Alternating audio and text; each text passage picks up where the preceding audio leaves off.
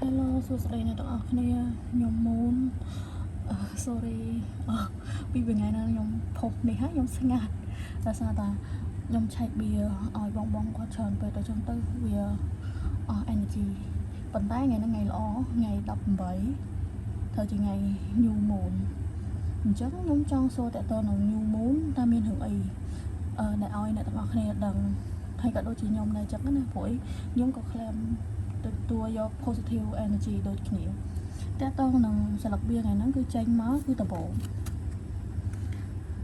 គឺ Seven of Pentacles Seven of Pentacles គឺបានន័យថាអ្នកទាំងអស់គ្នាមួយចំនួនកំពុងតែជោគជ័យលើការងារជោគជ័យលើរឿងរកស៊ីនិយាយទៅគឺល្អមែនតើ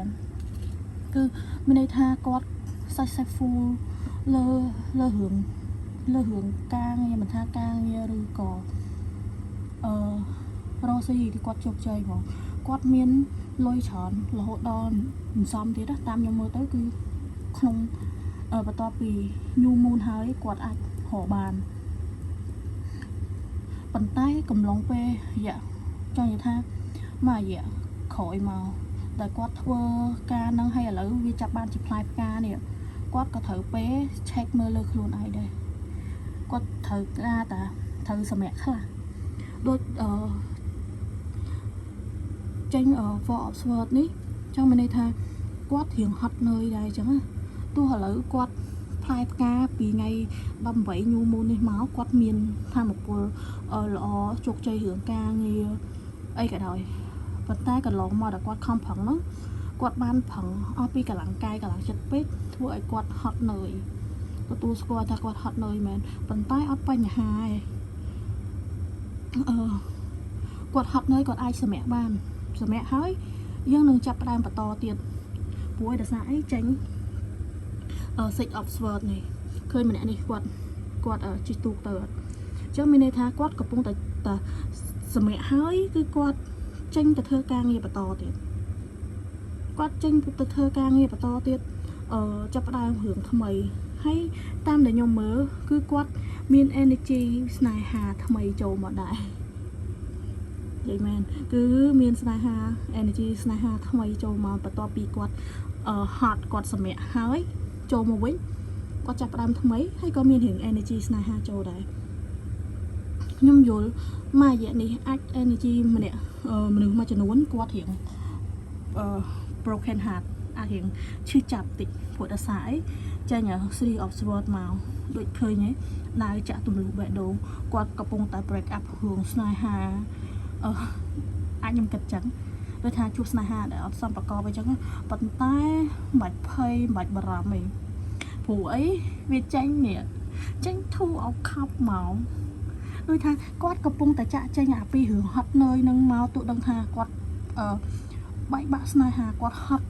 មិនចឹងប៉ុន្តែចេញធូរអប់ខប់មកគឺមានន័យថាគាត់ចេញពីអាចាក់ចេញពីអាហ្នឹងហើយជួបស្នេហាថ្មីតែម្ដងព្រោះចេញធូរអប់ខប់មកគឺចេញខົບផលចេញស្នេហារបៀប lover ចេញមកហ្មងចឹងបានន័យថាកំឡុងពេលចាប់ពី new moon នេះហើយគាត់អាចឃើញវីដេអូហ្នឹងហើយគាត់ manifest ចេញក្រៅបន្ទប់ manifest តាមគាត់នឹងបានជួបម្នាក់ហ្នឹងនៅថ្ងៃ new moon ឃើញរបៀបថាគឺ romantic មែនតើហ្មងខ្ញុំមើលទៅដូចអ្នកមួយចំនួនគាត់អាចជួបម្នាក់ហ្នឹងនៅក្នុងកម្មវិធី party ឬក៏នៅរបៀប swimming pool នៅអាងហែលទឹកអីចឹងអូយ romantic ហ៎ព្រោះដោយសារអ្នកទាំងអស់គ្នាឃើញហ្នឹងមានស្រីមានប្រុសដៃកាន់វាញអីចឹងទៅមានទឹកទី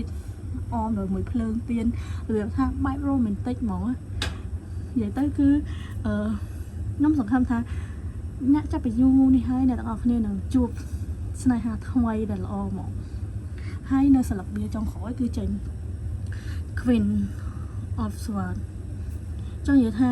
អ្នកទាំងអស់គ្នាគឺថាមពលអ្នកទាំងអស់គ្នាគឺល្អមែនតើគឺ confident ហ្មងតាមដែលខ្ញុំមើលគឺមានអារម្មណ៍ថា energy អ្នកធាតុទឹកច្រើននៅក្នុងថ្ងៃហ្នឹងមាន Scorpio មាន Cancer មាន Pisces អ្នកទាំងអស់គ្នាគឺជាមនុស្សអស្ចារ្យក្លាហានមានភាព confident និយាយទៅគឺបន្ទាប់ពី new moon នេះហើយអ្នកទាំងអស់គ្នា ជោគជ័យទាំងការងារជោគជ័យទាំងស្នេហាវាចូលមកព្រមគ្នាជួបស្នេហាដែលល្អព្រោះមើលម្នាក់ផងនេះគាត់មើលទៅពេងនេះមែនប៉ុន្តែគាត់ស្រឡាញ់តែរឿងមួយដែលត្រូវធ្វើអ្នកទាំងអស់គ្នាត្រូវចាក់ចេញពីរឿងនេះសិនបើសិនហត់អ្នកទាំងអស់គ្នាអាចសម្រាកសិនហើយបើសិនជាហត់ហើយសម្រាកហើយយើងចាប់ផ្ដើមការងារថ្មី start ការងារថ្មី start រឿងថ្មីអ្នកទាំងអស់គ្នានឹងជួបមនុស្សថ្មីនឹងជួបការងារថ្មីអញ្ចឹងថ្ងៃ New Moon នេះខ្ញុំជូនពរអ្នកទាំងអស់គ្នាសម្រាប់ដោយក្តីប្រាថ្នាគាត់ប្រាថ្នាចង់បានអ្វីអាច manifest ជាមួយនឹងប្រចាំបានហើយមួយទៀតបងដែលគាត់ចង់មើលកាតបន្ថែមមួយខ្ញុំអាច contact នៅក្នុង Telegram របស់ខ្ញុំបានលេខ 081406446 ឆាតមកខ្ញុំឲ្យ Hi sister ឬ Hi on Hi អីហើយប្រាប់ថាខ្ញុំចង់មើលតាក់ទងនឹង Tarot card ខ្ញុំនឹងមើលបន្ថែមឲ្យបងអញ្ចឹងណាប៉ុន្តែខ្ញុំមើលគឺខ្ញុំមើលឲ្យនៅក្នុងតម្លៃមួយពិសេសឥឡូវខ្ញុំប្រាប់អ្នកទាំងអស់គ្នាជាទូទៅគឺខ្ញុំឆាតគេ$12ក្នុងការមើល Marcos គឺខ្ញុំមើលតាក់ទងនឹងពីខែ1ដល់ខែ12អង្គមើល general reading ផ្ទាល់ខ្លួនពីខែ1ដល់ខែ12ហ្នឹងគាត់ជួបរឿងអីខ្លះហើយបន្ទាប់មកគឺខ្ញុំឲ្យគាត់សួរសំណួរ10សំណួរសម្រាប់សួរហើយខ្ញុំនឹងឆ្លើយហ្នឹងគឺប៉ុណ្្នឹងអញ្ចឹងណាហើយបើបងគាត់មានចំណាប់អារម្មណ៍គាត់អាចតាក់ទងខ្ញុំទៅក្នុង Telegram ប៉ុន្តែ complex claim energy នេះផងយើងគិតថាល្អមែនតើនិយាយទៅគឺល្អថ្ងៃ18 New Moon នេះគឺល្អជូនពរអ្នកទាំងអស់គ្នាល្អសំណាងល្អដូចសិល្បៀននេះចឹងអរគុណជម្រាបលា